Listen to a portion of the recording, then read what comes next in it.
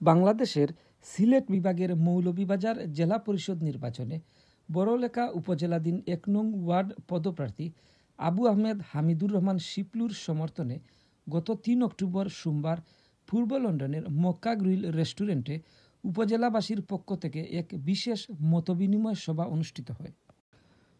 সভায় উপস্থিত থাকা অতিথিরা আবু আহমেদ হামিদুর রহমানের গত ৫ বছর জেলা পরিষদ সদস্য ও প্যানেল চেয়ারম্যান হিসাবে এলাকার উন্নয়নে যে ভূমিকা রাখেন তার ভূয়সী প্রশংসা করেন। বক্তারা বলেন, এলাকার উন্নয়নের এই ধারাবাহিকতায় নির্বাচনে তাকে বিজয়ী করতে হবে। বক্তারা আরও বলেন, আগামী ১৭ অক্টোবর সকল ভোটাররা তাকে ভোট প্রদান করে তার মতো একজন জননন্দিত সমাজসেবককে নির্বাচিত করতে হবে।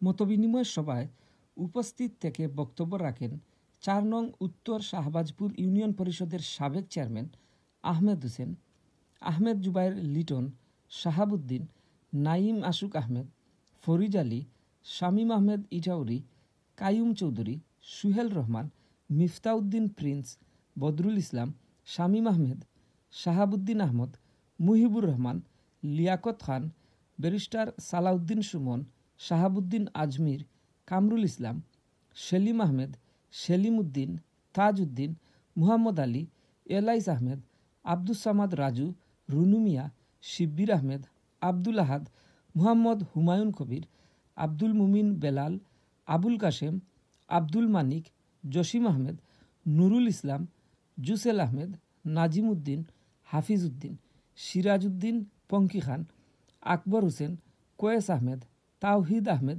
আমিরুল ইসলাম চৌধুরী, জামাল হোসেন সহ আরও অনেকেই।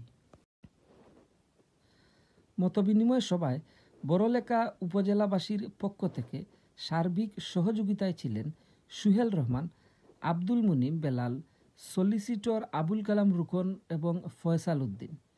শুরুতেই মতবিনিময় সভা ফয়সাল উদ্দিন পবিত্র কুরআন তেলাওয়াত পাঠ করেন। সলিসিটর আবুল কালাম রুকন ও ফয়সাল উদ্দিনের উপস্থাপনায় মতবিনিময় সভা বিশিষ্ট কমিউনিটি ব্যক্তিত্ব গিয়াসউদ্দিন সভাপতির দায়িত্ব পালন করেন। দোয়া ও রাতের খাবার পরিবেশনের মধ্য দিয়ে মতবিনিময় সভা সমাপ্তি হয়।